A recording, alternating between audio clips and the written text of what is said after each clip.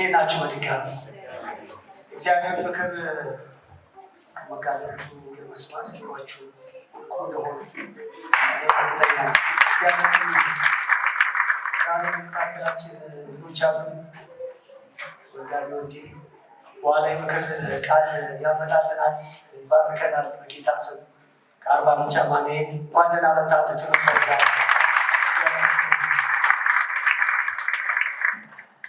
ሁላችንም በእግሮቻችን እንቆምና ከመጽሐፍ ቅዱስ አንደኛ ዮሐንስ ምዕራፍ 5 ቁጥር 21 ላይ ያለውን የእግዚአብሔር ቃል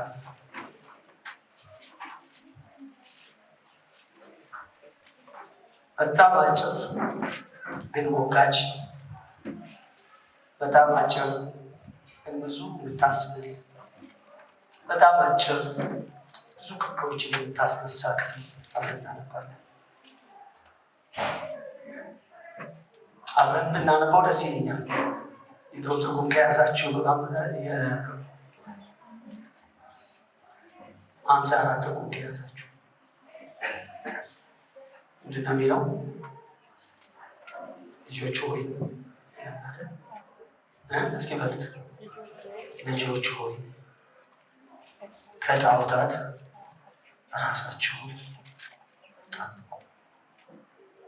ደግመን እናንብበው። ልጆች ሆይ ከጣዖታት ራሳችሁን ጠብቁ። በጣም አጭር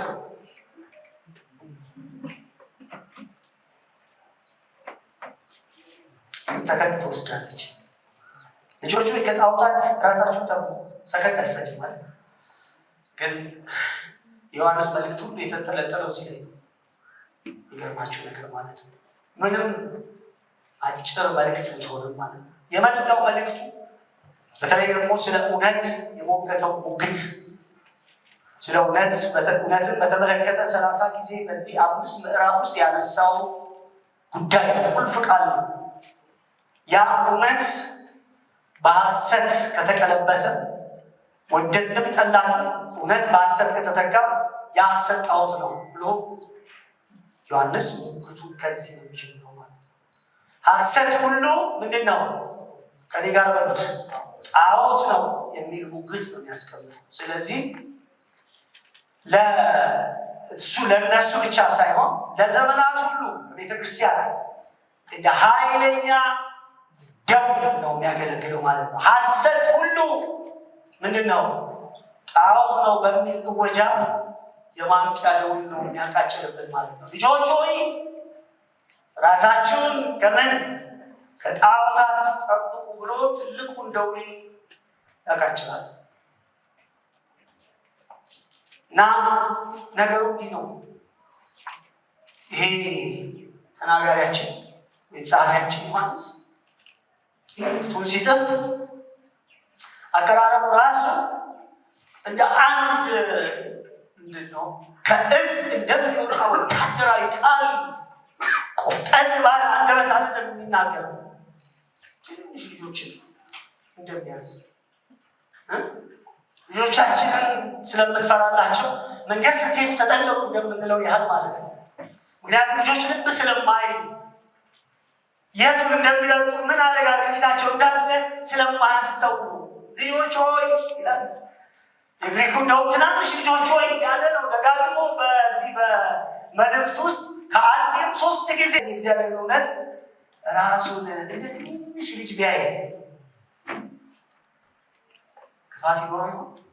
ዛሬ አውቃለሁ ብላችሁ ሳይሆን አንድ አባት ሲመክራችሁ እንደምትሰሙት አይነት የርኅራኄ ቃል እንደማወራችሁ አስባችሁ እንዴት ባለ ሐዘን እንዴት ባለ ስፍራት ውስጥ ሆኜ እንደማወራችሁ ልቤን ገልጬ ባሳያችሁ ደስ ባለኝ። ጌታን ያልኩት የዚህ ሰው ልቦና እባክህ ውስጥ ይጋባ። ለሰው ይህንን ከማስጠንቀቅ ወደኋላ አልበል። ትንሽ ግን በጣም ትልቅ እውነታ ስለሆነ ማለት ነው። እሱም ብቻ አይደለም፣ ትንሽ ልጆች ስለሆኑ ተጋላጮች ስለሆናችሁ በቀላሉ ልትታለሉ ስለምትችሉ ይላል ዮሐንስ። በቀላሉ እንትኑን አታውቁትም፣ መስመሩን አታውቁትም። ሳታውቁት ኢየሱስ የምትሉት እርሱ ጣዖት ሊሆን ይችላል ብሎ ነው የሚያስቀምጠው። ግን እናንተ ማን ያላችሁት? ኢየሱስ ያላችሁት፣ ስሙን የጠራችሁት እና የጮኻችሁለት እርሱ ነው። ግን ያ ኢየሱስ የተሳለላችሁ ኢየሱስ እውነተኛው ትክክለኛው ኢየሱስ ነው። ገላትያ ሰዎች እንዳሉ ጳውሎስ የተሰቀለው ነው የሳልኩላችሁ፣ ሌላ ሳልኩላችሁ። ምን አይነት ስዕል ነው እናንተ ውስጥ የተገጠመላችሁ? ምክንያቱም ብዙ ሳይሆን ጨርቋል፣ ቅርጽ ቀራጮች አሉ። ኢየሱስን ሊያው የሚፈልጉ ይሄ ነው ኢየሱስ ሊሉ የሚፈልጉ አርክቴክቶች አሉ፣ ስዕል የሚሰጡ ሌላ ኢየሱስ የሚፈጥሩልን ማለት ነው። እና ውበቱን አድንቀን ሳንጨርስ ሌላ ሆኖ ብናገኘውስ?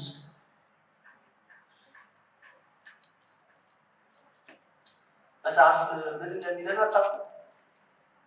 ሌላ ኢየሱስ ቢሰበክላችሁ እናንተ ትታገሳላችሁ አላለም? እሱም ብቻ አይደለም፣ ሰይጣን ራሱን እስኪለውጥ ድረስ የብርሃን መልአክ ይመስላል ተባለ። ስለዚህ ተራ ቃል አይደለም ነው ማወራላችሁ ነገር ማለት ነው። ግን ደግሞ መጋቢዎች እነዚህን የቤተ ክርስቲያን ልጆች ጠብቋቸው አላለም? ምንም እንኳን ራሳችሁን እንደው ንቁ ሆናችሁ መጠበቅ የማትችሉበት የህይወት ዘይ ላይ ብትሆኑም እንኳን ደግሞ ኃላፊነቱ የእናንተ ላይ ነው። ራሳችሁን አለን እኔ እጠብቃችኋለሁ በሚሉ ዮሐንስ ራሳችሁን እያንዳንዳችሁ ኃላፊነት እንድትወስዱ ይነግራል። ልጆች ሆይ ራሳችሁ ከምን እኔ አልጠብቅህ። ልብ ውስጥ ያለውን ኢየሱስ እኔ ማወቅ እችላለሁ። አንተ ተንበርክከህ የምትጠራውን ኢየሱስ የትኛው ኢየሱስ እንደሆነ እኔ ማስተዋል እችላለሁ። አሜን ስላልከኝ ያ አሜንታ ለእውነተኛው ኢየሱስ ነው።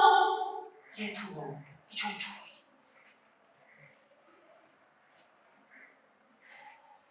ራሳችሁን ጌታ ይመስገን እኔ ስለማልጠብቃችሁ። ምንድን ነው ዮሐንስ እንደዚህ ስለ ፍቅር፣ ስለ ብርሃን፣ ስለ እውነት፣ ስለ ቅባት፣ ስለ ወንድማማች መዋደድ እያወራ መጨረሻ ላይ ምን ነካው? በምዕራፉ ሁሉ ውስጥ የማናገኘውን ጉዳይ መዝጊያ አድርጎ ያስቀመጠው ሰላም ብሎ እንደመሸኘት ጠብቁ ብሎ መለያየት ምንድን ነው? እንትን ይላል ለየት አይነት ማቀራረብ። ጠብቁ ብሎ መለየት ምንድን ነው? ምን ማለት ነው? ምክንያቱስ ዮሐንስ በመልእክቱ በሙሉ የተከራከረው ስለ ፍቅር እንደሆነ እናውቃለን፣ ስለ እውነት እንደሆነ እናውቃለን፣ ስለ ኃጢአት እንደሆነ እናውቃለን፣ ስለ ክርስቶስ ማንነት እንደሆነ እናውቃለን። ታዲያ ለምን በድንገት ወደ ጣዖት ዞር አለ ካላችሁኝ፣ መልሱ ግልጽ ነው። ባጭሩ ልናገርና ወደ ሰፊው ትንታኔ ውስጥ እንግባ። መልሱ በዮሐንስ ሳቤ እንደዚህ ነው። አስቀድሜ ነግሬያቸዋለሁ። የተቃዋሚዎች ሐሰት ወይም ሐሰተኛ ትምህርታቸው ሁሉ በመጨረሻ ምንድን ነው የሚሆነው? የጣዖት አምልከው የመሆን እድል አላቸው። ቤተ ክርስቲያን ሐሰት ትምህርትን የምትቃወምበት ዋነኛው ምክንያት መጨረሻ ላይ ያ የምታመልከው እርሱ ምን ሊሆንብህ ይችላል? ጣዖት ሊሆን ይችላል። አይመስላችሁም?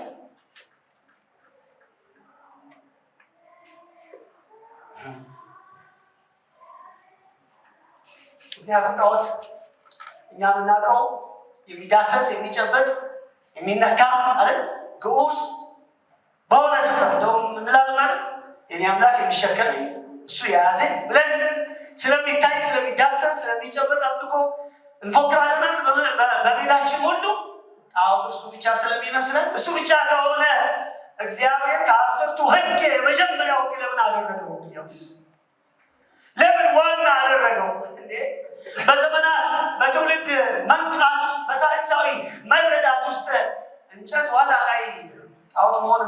የሚችልበት ደረጃ ላይ እንደማይደርስ አያውቅም እግዚአብሔር። ምስል ሰርታ ታምልክ ሲል እግዚአብሔር ወይስ 10ቱ ትእዛዝ በዘመናት ውስጥ የሚከስብ ከሆነ አንደኛ ለምን አደረገው? ለምን ማመንዘርን መጨረሻ ለምን አደረገው? ምኞትን ለምን መጨረሻ አደረገው? የሁሉም ነገር መነሻ ጣዖት መሆኑ ስላየ ነው። ሁሉ ከጣዖት ይነሳል። የሆንከውን ሁሉ ከጣዖት ትጀምረዋለህ። ጣዖትን፣ የአንተነትን፣ የኑሮ ዘዬ ገጽታ ሁሉ የሚወለደው ከጣዖትህ ነው።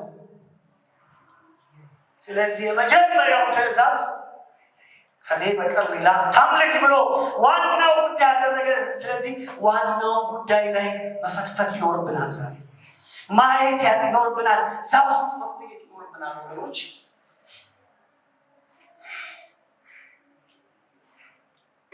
በታድሶ ትምህርት ቲም ኬለር በጣም ታዋቂ ጸሐፊ፣ ቤተክርስቲያን መጋቢ ነው። እሱ ጣዖት አምልኮ ሲፈታ እንደዚህ ይሏል። ጣዖት ማለት ይላል፣ ጣዖት ማለት ልብን ይህንን ነገር ካላገኘው ህይወቴ ትርጉም ይኖረዋል፣ ተቀባይነት እና ደህንነት አገኛለሁ ብለን የምታስበው ማንኛውም ነገር እሱ ጣዖት ነው። ይሄንን ሳገኝ በቃ ህይወቴ ምን ይኖረዋል? ትርጉም ይኖረዋል። ለህይወቴ ትርጉም ሊሰጠኝ የሚችለው ይሄ ሳገባ ህይወት ትርጉም ይኖረዋል። ኪሴ ውስጥ ብር ሲኖር ህይወት ትርጉም ይኖረዋል። ጤነኛ ሲሆን ህይወት ትርጉም ይኖረዋል። ማን ነው ለአንተ የህይወት ትርጉም ከተባለ ያ እሱ ያንተ ምንድን ነው? ጣዖትህ ነው። አትጠራጠር። ደግሞ እንዲህ ይላል ይህ ሰው በእርግጥ ይላል ጣዖት ማለት መልካም ነገርን ወስደን የመጨረሻው ነገር ስናደርገው በቃ ጥሩ ነገር ናቸው። ትዳር ጥሩ ነገር አለ። በቃ ካልከው ትዳር አንተ ህይወት ውስጥ ምን ሆኗል ማለት ነው።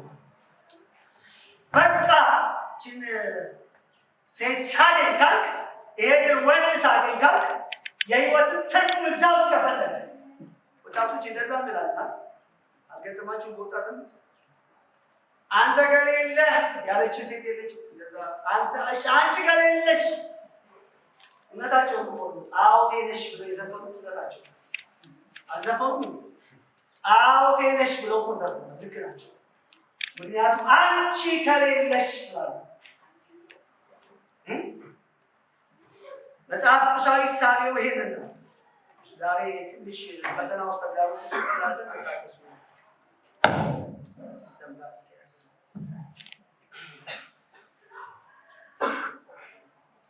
ለእግዚአብሔር ብቻ የሚገባውን ቦታ የልባችንን፣ የፍቅራችንን፣ መተማመኛችንን፣ ደህንነታችንን፣ የማንነታችን ማዕከል የሚይዝ ማንኛውም ነገር እርሱ ምንድን ነው?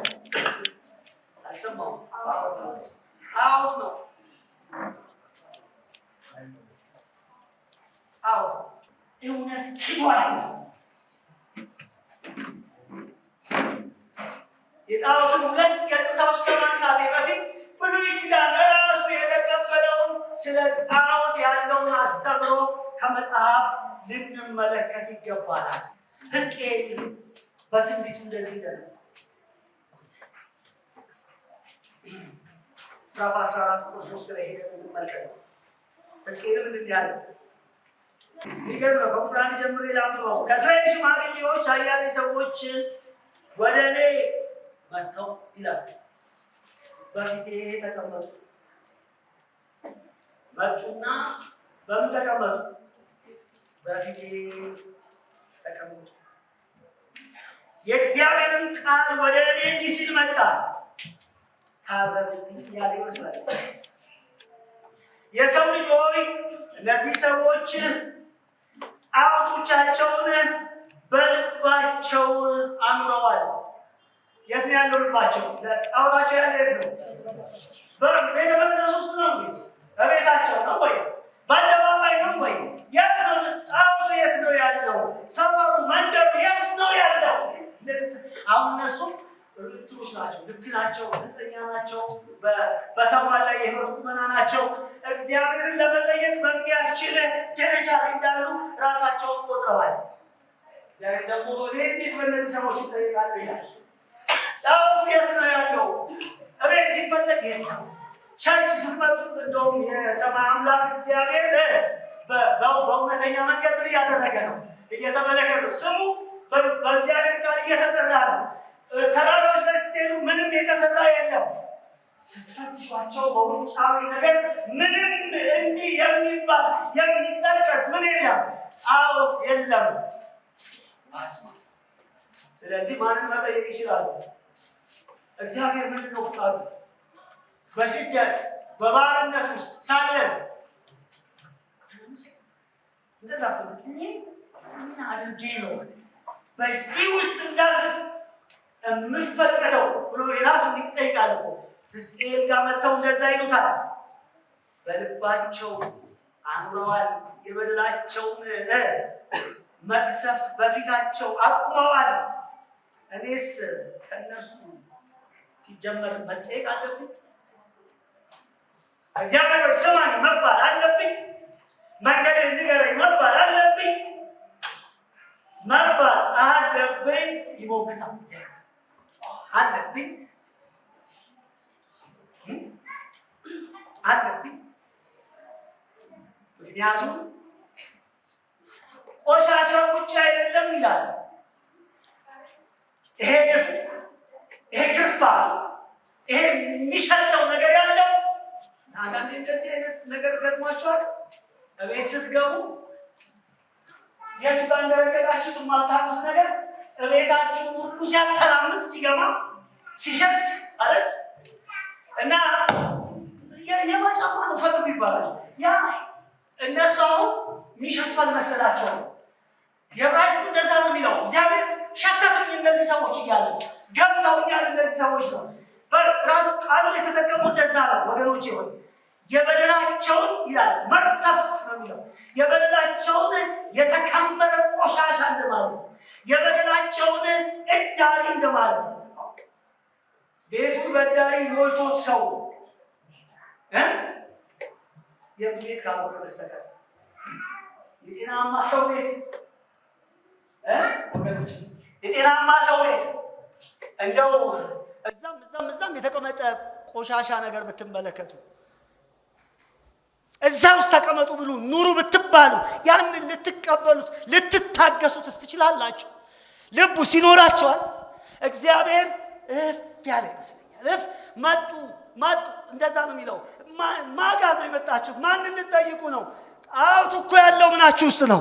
ልባችሁ ውስጥ ነው። እሱ ይገማል፣ እሱ ይሸታል። እሱን ነው መቋቋም ያቃተኝ። ይሄ እኮ እነሱን ፍጹም እንድጸየፋቸው ነው እንጂ የሚያደርገኝ እንድቀበላቸው አያደርገኝም። ምክንያቱም እቤታቸው ጣዖቱ የለም፣ እቤታቸው ጥቅስ ነው ያለው። የዚህ ቤት ራስ ክርስቶስ ነው የሚል ነው ያለው ቤታቸው። ቸርቻቸው ስትመጡ እንደዚህ አሳምረው ነው የሰሩት። የለም መዝሙር ነው ያለው። ምን አለ እዚህ? ጣዖት ከየት ይመጣል? ጣዖት ሌላ ቦታ ነው የምንፈልገው። ግን እግዚአብሔር ምን አለው ለሕዝቅኤል? ሸቶኛል ይላል። ሸተተኝ። እኛም እኮ እንደዛ ነው ነው። በአንደኛው ክፍለ ዘመን ስለ ጣዖት ታስተምረናለህ አትሉ? ምን ሸከማ የለ አምላክ ሆይ የምንለው የለ፣ እርዳን የምንለው የለ፣ በዓል የለ። ካለም ከኛ ውጪ በሆኑ ናቸው አይደለም? ካለም ወንዝ ዳር ሄደው የሚያመልኩት ናቸው። ካሉም እንደው ተተሚያቸው የወጣንበት ቤተ መቅደስ ካልሆነ በስተቀር እዚህ ጣዖት ከየት ይገኛል? እንግዲያው ስንፈትሽ ወገኖቼ ሆይ አይኖርም ብላችሁ ነው? ጆን ካልቪን እንደዚህ ብሏል።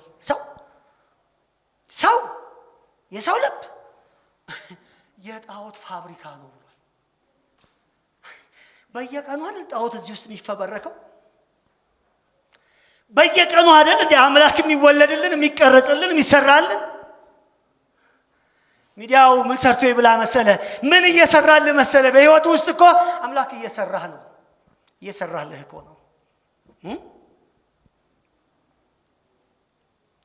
ሕዝቅኤል እዚህ ላይ የጣዖት አምልኮን ምንነት በሚያስገርም ሁኔታ ገልጾልናል። የሰው ልብ እንደ ዙፋን ነው ብሎናል። የሰው ልብ ምንድነው? እስቲ በሉት። ዙፋን ነው። በሉልኛ። የሰው ልብ ምንድነው? ከኔ ጋር ሆኖ የሰው ልብ ምንድነው? ዙፋን ነው። ይህ ዙፋን የተፈጠረው ለአንድ ንጉስ፣ ለአንድ ፈጣሪ ብቻ ነው። ጣዖት አምልኮ ማለት ደግሞ ሕዝቅኤል እንደዛ ነው እየነገረን ያለ ነው። ጣዖት አምልኮ ማለት እውነተኛውን ንጉስ ከዙፋኑ አውርዶ በምትኩ ሌላ ነገር ወይም ራሳችንን ምን ማድረግ ማስቀመጥ፣ ወይ ሌላ ነገር ወይስ ራስህን ማስቀመጥ ነው ጣዖት ማለት። እንዴት እኔ ጣዖት ልሆን እችላለሁ ብለን እኮ ሰው በነገራችን ላይ ራሱን በጣም ከሚያመልከው ነገር በዚህ ዓለም ላይ ሰው ራሱን እንደሆነ ታውቃላችሁ። ወርሺፕ ያደርጋል። ቸርች የምሬ ነው የምነግራችሁ፣ በጣም በሚያስገርም በሚያስደንቅ በፍጥነት እያደገ የመጣው ሰው ራሱን ወደ ማምለክ መጥቷል።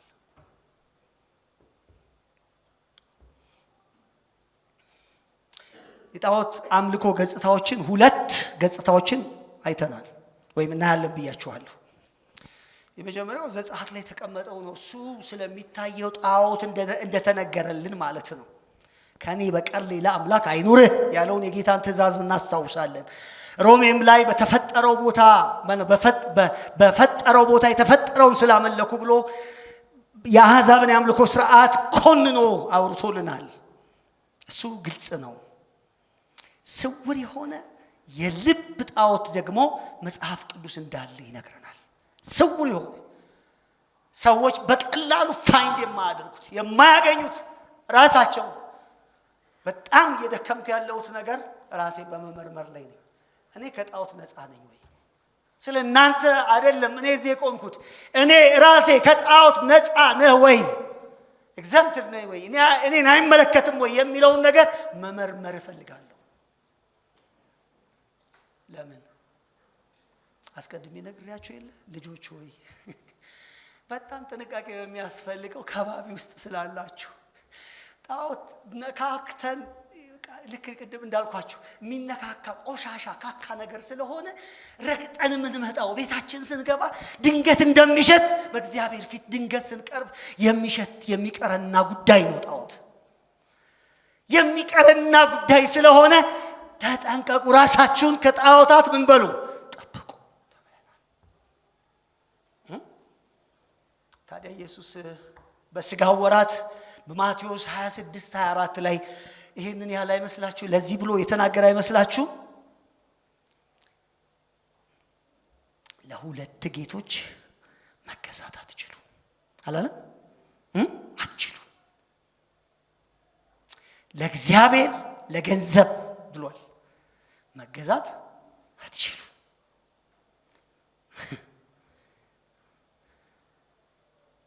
ገንዘብ እንደ አንድ ጌታ ተጠቅሶ አምላክ ተደርጎ ገንዘብ ማለት የምንጠቀምበት ነገር ብቻ ሳይሆን ምን የሚያደርገን ነው? ሊቆጣጠረን የሚችል ኃይል እንደሆነ ታሳቢ ተደርጎ ገንዘብ ማለት ሐዋርያት ደጋግመው ስለዚህ ጉዳይ ለምን ያነሱ ይመስላችኋል? ጳውሎስ በተለይ በመልእክቱ ላይ ቆላስይስ ምዕራፍ 3:5 ላይ ስስትን ለምንድን ነው እንደ ጣዖት አምልኮ ያቀረበው? ስስት ይልና እርሱም የጣዖት ምን አምልኮ። ስስት አምልኮ ነው። በሉ እስኪ ያጠገባችሁ ላለው ሰው ስስት ንገሩ። ስስት ምንድን ነው? ወርሺፕ ነው። ወርሺፕ ነው።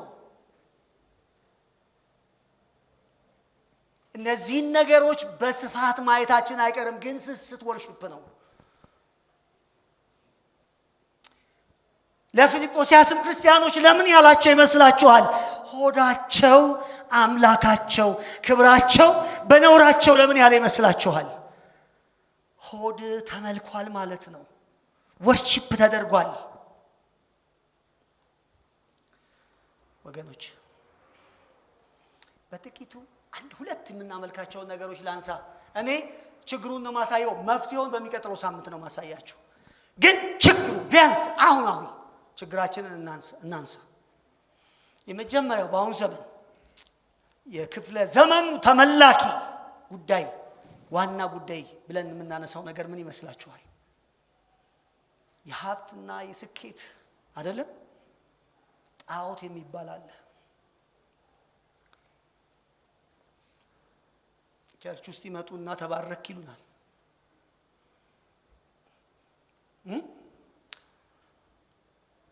መደየት፣ መረገም፣ መበልጸግ፣ መባረክ ተብሎ ሁለትዮሽ ትርጉም እንዲሰጥ ተደርጓል።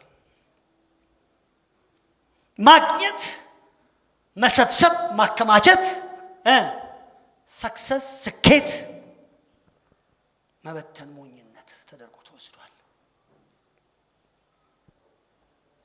እንዲህ ያለው የህይወት ዘይቤ ማለት የሀብትና የስኬት ጣዖት ያላቸው ሰዎች የህይወት ዘያቸው ምን እንደሚመስል ላሳያችሁ። ምንድነው ህይወታቸው የሚመስለው? እንደው ስንፈትሸው በማን በቃሉ የህይወት ዋነኛ ግብ ገንዘብ ማግኘትና በችሎቶቻቸው መሰላል ላይ ከፍ ብሎ መታየት፣ ያ የህይወት ዘያቸው ነው። ምንድነው የህይወት ዘያቸው ሲባል የመጀመሪያው ነገር ይሄ ነው። የሆነ ከፍታን መቆናጠጥ የሚል ነው እና ውሳኔዎቻቸው ሁሉ የት ልኑር፣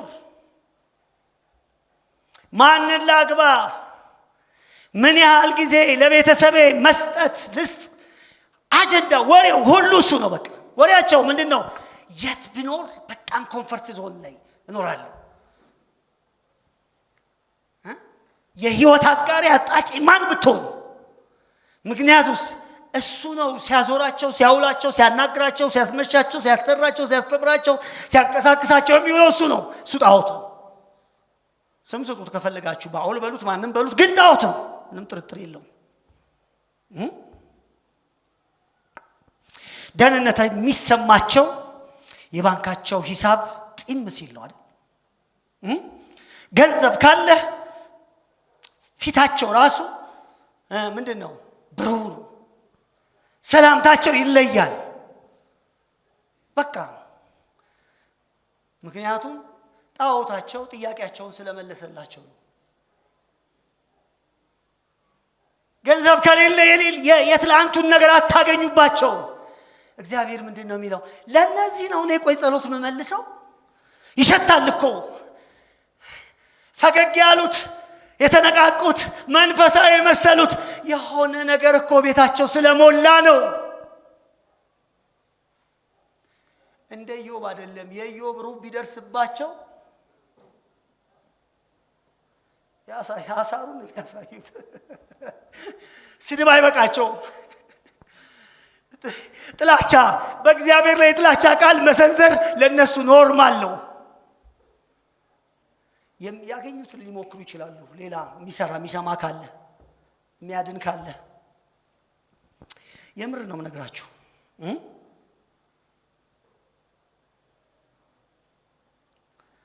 ፍርሃት አእምሯቸውን ይቆጣጠራል ገንዘብ ሳይኖር። ይህ የሚነግረን ነገር እውነተኛ መታመኛ እግዚአብሔር ሳይሆን ምን ገንዘብ ስለሆነ ነው። ለዚህ ነው መጽሐፍ ቅዱስ በሁለተኛ ጢሞቴዎስ ምዕራፍ 3 ቁጥር 4 ላይ ምንድነው የሚለን? ከእግዚአብሔር ይልቅ ተድላን ይወዳሉ አይልም? በመጨረሻው ዘመን ምን ከእግዚአብሔር ይልቅ እግዚአብሔርን ይጠላሉ ነው እንደሚለን? ይጠላሉ አይጠሉ? ይልቅ ነው ያለን። እግዚአብሔርንም ተድላንም እንደማለት ነው። ወሳኙ ጊዜ ሲመጣ ግን ተድላንም ይሉት። ወሳኙ በህይወት ሲመጣ ማለት ነው ኤሳዋዊ ገጻቸው ይቀየር ይመጣል ማለት ነው። ወሳኙ ጉዳይ ለምሳሌ አግብቼ ልውጣ ይላል አይደለም? በአግብቼ ምክንያቱም እግዚአብሔር ይረዳኛል። ዋናው ቺን ሰዓት እንዴት ልለፋት እቺኛዋን አሁን የማልፍባትን አሁን የምሄድባትን ችግር እንዴት ወሳኙ ሰዓት ሲመጣ እግዚአብሔር ይበለጣል። ከዛ ምን ይላሉ መሰላችሁ? ያው እንደዚህ የሚባል ነገር አለ። ታዲያ በሞትስ ይላሉ። እግዚአብሔር ጋር ከመጡ ሙቱ ነው የሚለው አይደል? እግዚአብሔር ጋር ከመጣ ሙት፣ ዋሽተህ ከምትኖር ምን በል ሙት አይደል የሚለው። ራሱ በቃ አላመልክም ብለው እነዛ ሶስቱ እኮ እንደዛ ያሉት አላመልክም ብለው ትሞታላችሁ። ልሙት ሊያድነኝ ይችላል፣ ባያድነኝም አልሰግድም። እምብኝ ለብር፣ እምብኝ ለወርቅ፣ እምብኝ ለሀብት፣ እምብኝ በተጭበረበረ መንገድ ከምከብር እምብኝ አይሉም። ክፉ ቀን ሲመጣ የሆነ በቃ ጤንነታቸውን የሚያገኙ ሲመስላቸው፣ ሰላማቸው የሚመለስላቸው ሲመስላቸው፣ ከሰው በላይ የሚሆኑ ሲመስላቸው እምብኝ አይሉትም። ምን ላድርግ? ሰው አይደለው ተሸነፍኩ ይላሉ። ሰው አይደለው። ብልጽግና ጣዖት ነው፣ ጣዖት ነው። የምሬን ነው ምነግራችሁ፣ ጣዖት ነው። ለዚህ ነው የጸሐፊው ምንድን ነው የሚለው? ሕዝቅኤል ምን ያለን ነው? ግድ የላችሁም ሁሉም ኃጢአቶቻችሁ የተወለዱት ከጣዖቶቻችሁ ነው የሚለው። ሰው ለምንድን ማለት ይሄ ዘመን እኮ ለዚህ ነው። ለምንድን ነው ኤቲካሊ በዚህ ደረጃ የወረድነው ስንል መልሱን ለማግኘት እንዲህ ስለሆነ ነው እንዴ? አይደለም። መልሱን ሕዝቅኤል ነግሮናል። አይደለም። የልብህን ስፍራ የያዘው እሱ ማን እንደሆነ ንገረኝና ላይፍ ስታይልህን እነግርሃለሁ። ልብህን የተቆጣጠረው ማን እንደሆነ አውራኝና ከዛ በኋላ እንዴት እንደምትኖር ታውቀዋለህ። ልብህ እግዚአብሔር ሕዝብ ልብህ ማንን ነው የምታመልከው? ለማን ነው ጊዜ ወሬ አጀንዳ ጉዳይ የሆነው ማን ነው? ቀንና ሌሊት የሚያስወራ ጉዳይ ማን ነው? ልጆች ሆይ እባካችሁ ከጣዖታት ራቁ። አሜን። ከጣዖታት ለምን መሰላችሁ? ጳውሎስ በመጨረሻ ቀን ብሎናል አይደል? በመጨረሻ ቀን ስለሚመጣው የባህሪ ውድቀት ከዘረዘራቸው ዝርዝሮች ሁሉ የመጨረሻ ያስቀመጠልን ተድላን ከእግዚአብሔር ይልቅ ወርሺፕ ይደረጋል።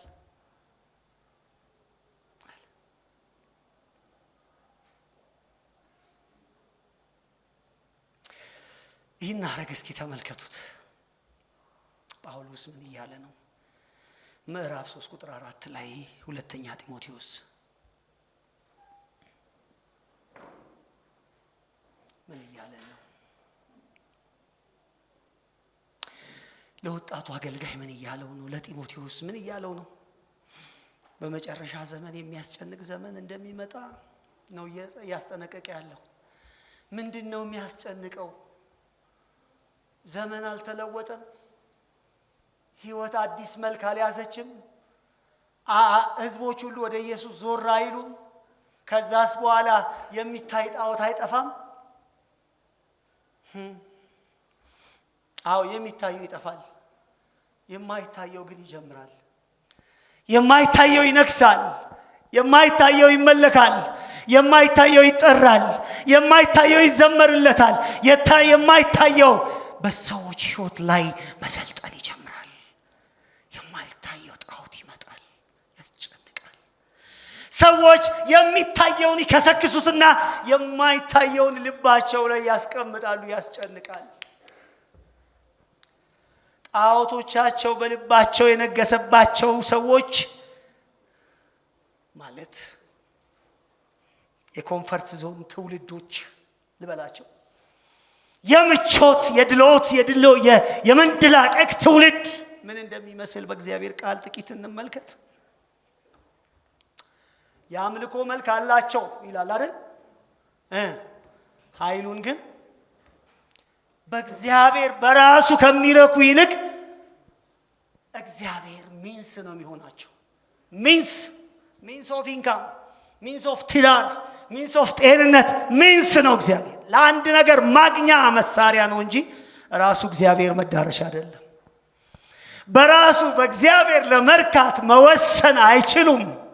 ስለዚህ ጥቂት ትንሽ የሚጎረብጥ ግን እውነቱን ተናግሬ ሐሳቤን ብጠቀልል ደስ ይለኛል። እኔ ያወራው ስለ አንዱ ጣዖት ነው። ገና ስለ ብዙ ጣዖት ልናይ ይገባናል። አንድ ሁለቱን ጣዖት ግን ማየት ተገቢ ስለሆነ ዛሬ እናያለን። እዚህ ላይ ወገኖቼ ሆይ እምነታቸው የሕይወታቸው መሰረታዊ ፍላጎት ውሳኔያቸውን መለወጥ አይችልም። የወንጌል ኃይል ኃጢአትን የመካድ ራስን መስዋዕት የማድረግ እግዚአብሔርን የማስቀደም ኃይል በሕይወታቸው ውስጥ የለም። አጭሩ ክርስትናቸው ማስኬጫ ነው እንጂ የሕይወት መሰረታቸው አይደለም። የሕይወታቸው የመጨረሻ ጥያቄ እግዚአብሔርን የሚያከብረው ምንድነው ሳይሆን እኔን ደስ የሚያሰኘኝ ነገር ምንድነው? ቸርች እዚህ ውስጥ ተሰፍታለች አይደል? ማርኬት ፕሌስ ሆናለች የንግድ። ለምን? ትልቁ ታርጌቷ ምንድነው? ሰው ምን ባደርግ ደስ ይላል። ሰው ራሱ የዚህ ዘመን ይሄ የብልጽግናው ዘመን ትውልድ የሚጠይቃችሁ ነገር አለ። የመጀመሪያው የሚጠይቃችሁ ምንድነው? ቸርች ራሱ ገና ሲሄዱ ነው ሙዚቃው ስሜት ይሰጣል። ዘማሪዎቹ ፐርፎርም ያደርጋሉ። መድረኩ እንዴት ነው ብሎ ነው የሚጀምረው ራሱ ማለት ነው። ዋው ይሄ ከሆነ ሸማች ስለሆነ ማለት ነው። ሸማች ትውልድ ስለተፈጠረ ሸማችነት ጣዖት አምላኪነት ነው። ክርስትና ሸማችነት አይደለም። በየቸርቹ የዞርክ ወርሺፕ የምትቃርምበት መድረክ አይደለም፣ የምትለወጥበት አደባባይ ነው። ሸማች ትውልድ ስላፈራ እንዴት ነው ዘማሪዎቹ? እንዴት ነው የዕለቱ ተናጋሪ? እንዴት ነው? ምክንያቱም የመጀመሪያው ጥያቄያቸው እሱ ነው። ሙዚቃው ይላሉ። ሁለተኛውስ ስብከቱ አበረታች ነው ወይስ እንደዛሬው አወንታዊ ነው ወይስ እንደዛሬው ጣዖት ታመልካለህ ብሎ ፊት ለፊት ይሸታል የሚል ሰው ነው የምትፈልገው ወይስ ከሬጅ ያለው? እቴ ልዩ ነሽ እኮ አንቺ አላወቅሽውም እንጂ ይጠይቃል። ምክንያቱም ሰው መወቀስ አይፈልግም፣ ጠልቷል። ሰው ራሱን ማየት በፍጹም አይፈልግም፣ ጠልቷል ነው እያለ ነው። በቃ የተጸየፈ ነው በፍጹም። ሁሌ ምን የሚገርመኝ እዚህ ቸርች የምትመጡ ሰዎች ናችሁ። እግዚአብሔር ይባርካችሁ። ለመሰላችሁ በእውነት የምትመጡበት መንገድ ራሱ ይገርመኛል። ለምን ከዚህ መውጣት አልችል? እኔ ከዚህ ቃል ውስጥ ውጪ መሆን አልችል። እናንተም አትቀሩ ትመጣላችሁ። እግዚአብሔር ይባርካችሁ። ለሕዝቅኤል ያማል እግዚአብሔር። አየልኝ ይሄ ሰው ድፍረቱ መጥቶ እግዚአብሔር ምንድነው ከኔ የሚፈልገው ብሎ ይጠይቃል።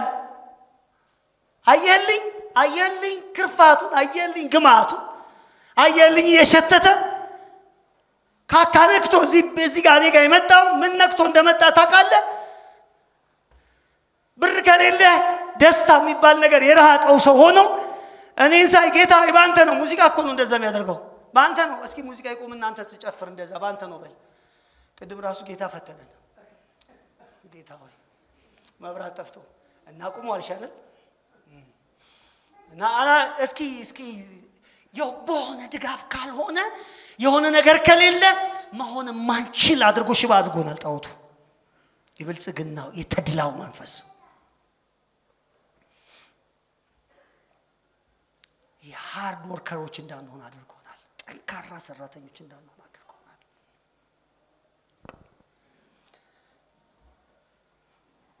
አወንታዊ ስብከት ይሻላል ወይስ መሞገት? የቱ ነው የሚሻላችሁ?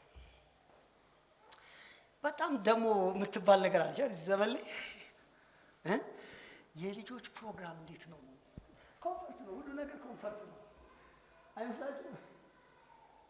ልጆችን እንዴት ነው የሚይዙት? ልጆች ካልያዝክ ቸርች ሰው በቃ አይመጣልህም። ለምን እንዴ? ሸማች ነው ያፈራው። ራሱ አይዝማ ልጁን ራሱ በቤቱ አስተምርማ እግዚአብሔርን ቃል። መጽሐፍ ምንድነው የሚለው? ከልጆች ጋር ተጫወተው አይደል? በቀንም በሌሊት ማስበው ጻፈው የተባለው ይረሳዋል እንዴ? ልክ እንደ ኬጂ ለቤተ ክርስቲያን ልጅ መስጠት ይፈልጋል። አንተ ናና አስተምርልኝ ይልሃል፣ በዛ ይለካሃል። እሱ ያላስተማረውን ልጅ ቤተ ክርስቲያን በምንም ማርገት አቆይለታለህ። ለምን? ኮምፈርት፣ ምቾት፣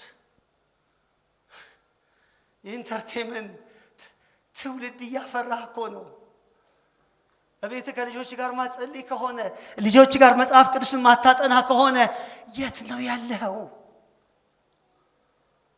ጣዖቱ እኮ ነው ለሁሉ ነገር ሌላው ላይ ነው የምትጥለው። አንተ ኃላፊነት አትወስድም፣ ሌላው ላይ ነው። ልጆች ሆይ ከጣዖታት ራሳችሁ ምን በሉ? ጠብቁ። ከኮምፈርት ከሚባል ምቾት ከሚባል ድሎት ከሚባል ከዛ ራሳችሁ ምን በሉ? ጠብቁ። ልጆች ሆይ ኃላፊነት መውሰድ ተማሩ። ልጆቻችሁን በእግዚአብሔር ፍርሃት ማሳደግ ተማሩ። የቀድሞዋ ቤተ ክርስቲያን ልጆችም ጉባኤውም አብረው ነው የሚሰሙት። እኔ የመጣሁበት ቤተ ክርስቲያን አቡነ ጎርጎርዮስ እንደዚህ ይላሉ። እኔ በጣም ማምንበትን ንግግር፣ ልጅህን የምታደርገውን ነገር አሳየው፣ ከዛ በህይወት ዘመኑ ሁሉ ከዛ አይለይም። አትንገረው፣ አሳየው። ለምሳሌ የሰከረ የሚንገዳገድ ካህን ብታገኝ ስትሳለም ካየ ካህን አይነቅም። አንተ ደግሞ እዚህ ደግሞ ስትሄድ ቤተ መቅደስ ስታይ ህፃን ልጅ ምንም ችግር የለም ቆማ ስትሳለም ካየ እሱም አብሮ ይሳለማል። የምታደርገውን ነው ልጅ የሚያደርገው፣ የምትነግረውን አይደለም። ኑሮው እንዲህ ሆኖ የምትፈልገውን ነገር ትምህርት ቤት አስገብተ ሳይሆን አንተ ትምህርት ቤቱ ነው። ለልጅ ትምህርት ቤት ካልሆንክ አንተ ምንድን ነው? የማን ጎፈሬ ነው የምታበጥረው? ቸርችን እንደ ገበያ እንዴት ታያታለህ? ለዚህ እንዴት ቤተ ክርስቲያን ትለካለች? ልጆች ትይዛለች አትይዝም? ቤተ ክርስቲያን በእውነት ቃል ነው እንጂ የምትሞገተው በአክቲቪቲ እንዴት ትሞገታለች? እግዚአብሔር ምህረት ያርግልን። ሸቀጥ ስለሆነ የዘመኑ ቤተ ክርስቲያን በሸቀጥ እሳቤ ውስጥ ነው የተቃኘችው። ትግሌ አንድ ነገር ነው። እኔ አልሸቅጥም፣ መሸቀጥ አልፈልግም። ሞት ይሻለኛል። የምሬን ነው የምነግራችሁ፣ ሞት ይሻለኛል።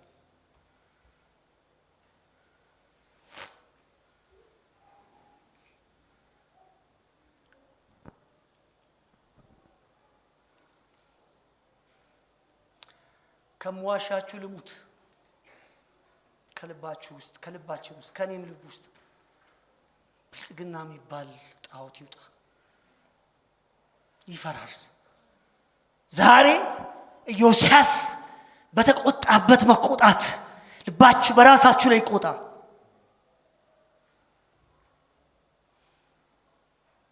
መሰዊያዎቹን እንዳፈረሰ ራሳችሁ ላይ ዛሬ ተነሱ። ራሳችሁ ላይ ከልቤ ውስጥ ያለውን ጣዖት እድል ፈንታ እንዳልሰጠው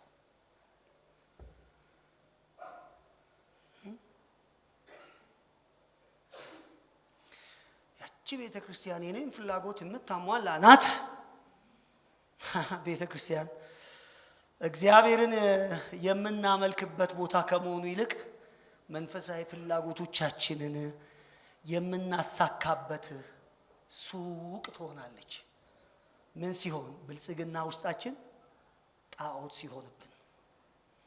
መንፈሳዊነት ራስን መካድና ስለ ኃጢአት የሚነገሩ ከባባድ እውነቶች በፍጹም መስማት መፈለግ እናቆማለን። ብልጽግና የሚባል ጣዖት ምናችን ውስጥ ሲቀመጥ? ልባችን ውስጥ ሲቀመጥ። ሁለተኛው ልንገራችሁ፣ ሁለተኛው ከብልጽግና ቀጥሎ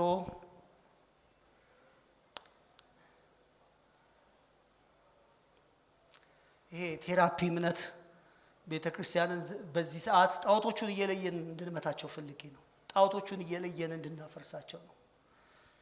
የቴራፒ እምነት አለ። እቺን ልበላችሁ። የቴራፒ እምነት መገለጫው በተለይ ደግሞ ከወጣቶች አንፃር እግዚአብሔርን የሚመለከቱት እንደ ሉዓላዊ ጌታ ሳይሆን እንደ ቴራፒስት ነው የሚያዩት። ያጽናፈ ሰማይ ረዳት ተደርጎ ነው የሚታየው። በጣም መገለጫዎች አሉት። በዝማሬው ይገለጣል፣ በንግግሮች ይገለጣል፣ በስብከቶች እንዳንተ አይደለም እንደ ሰው አይደለም ይባላል እግዚአብሔር አይደል? አንድ መድረክ አንድ ሰሞን ነበረ። እግዚአብሔር ልክ እንደ ዶክተር የሆነ ቦታ ቆሞ የቤተ ክርስቲያኗ ሰባኪ ያወጣና ወጣቶቹን ለንስሐ የተለወጡ እንዲመስሉ ያደርጋል። እና ምንድነው የሚለው? እናቴ በድዬሽ ነበር ብሎ ይጀምራል። ምክንያቱም በኃጢአት ተበዳይ ሰው ይሆናል። በኃጢአት ተበዳይ ሰው አይደለም። ዳዊትን አታስታውሱ? ማንን ነው ኦሪዮንን ባስገደለ ማግስት የኦሪዮንን ሚስት ከደፈረ በኋላ ኦሪዮን በጣም በጣም በጣም ሶሪ አላለም። የኦሪዮን ሚስት ያለ ስራሽ ስራ ሰጠውሽ፣ በግፍ በደልኩሽ፣ ደፈርኩሽ ብሎ አልጀመረም። መዝሙር 51ን አታነቡ? ተበዳይ አለ በሰማይ ሉዓላዊ የሚቆጣ የሚፈርድ አለ። አንተን ብቻ በደልኩ። እስኪ በሉት። በደል ኃጢአት የሚሰራው በሰው ላይ አይደለም። ያናን ጊዜ እኮ በጣም የሚገርመኝ ነገር ባልና ሚስቶች ይመጡና በእኔ ላይ ይሄዳል ብላ እሷን ለማሳመን ይጥራል፣ ወይ እርስ በርሳቸው ለመተማመን በእኔ ላይ ሰው በእሷ ላይ እኮ አይደለም የሚሄደው፣ በእግዚአብሔር ላይ ነው የሄደው። ምንዝርና በእግዚአብሔር ላይ እንጂ በሰው ላይ እንዴት ይሆናል? ጉዳዩን የኛ እናደርገዋለን አይደል? የጠባቡ የቤተሰብ እናደርገዋለን። ምንዝር የሰው አይደለም፣ ምንዝር እግዚአብሔር ነው። ከጋብቻስ በፊት በንጽህና እንድኖር ታዝዤ የለ? ታማኝነቴ ለማን ነው? ለእግዚአብሔር። ትራፒስት ነው እግዚአብሔር። የዚህ ዘመን እግዚአብሔር አይዞ ልጅ ብሎ ጸጉርን ምን የሚያደርግ የሚያሻሽ አይዞሽ። እሱ እግዚአብሔር እየሰማችሁኝ ነው? ምንድን ነው? እግዚአብሔር አይደለም፣ ጣዖት ነው። ያባበለህ እንድትለወጥ ያረዳ፣ እንድትቆፈጥን ያላደረገ፣ በጽድቅ እንድትጀግን ያላደረገ፣ ትላንት በምትሄድበት መንገድ እንትን ያደረገ እሱ እግዚአብሔር አቢውስ ተደርጓል። የእግዚአብሔር እውነቴን ነው የምነግራችሁ። በጣም በተለይ ሉቃስ 15 በጣም አቢውስ ትደረጋለች። ለዚህ አባቱ ግን የምትለዋ በዝማሬውም በምኑም በጣም ለስነ ምግባር ውድቀት ተመላልሶ ለመጥፋት ለአመጽ በጣም ትራፒስት የሆነ አምላክ በቃ እምረዳሃለሁ፣ እሸከምሃለሁ፣ አይዞ እንድትቆርጥ፣ እንድትጨክን፣ እንድትጀግን ነው እንድትል የሚያደርግ አይደለም።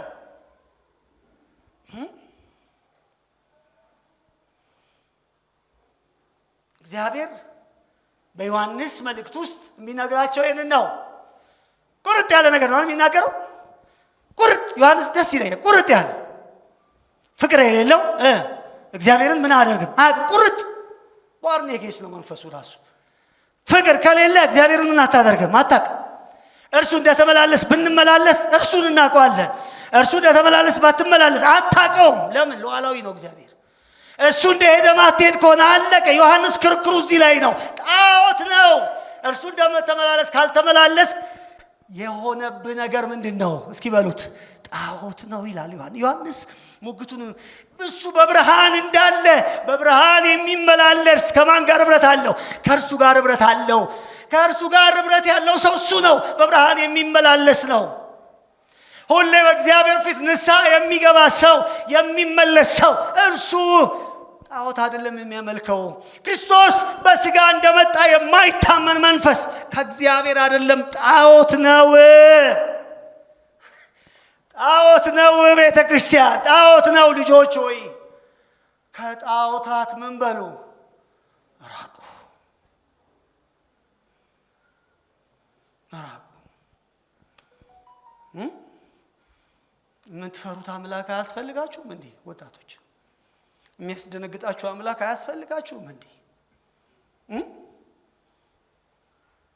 የሆነ ቦታ ሆኖ የሚታዘብ አምላክ ነው የምትፈልጉት እንዴ? መጽሐፍ ደንግጡ፣ ተጨነቁ፣ እዘኑ አላለም እንዴ? ይሄንን ቀደን እናውጣው እንዴ ከመጽሐፍ ላይ?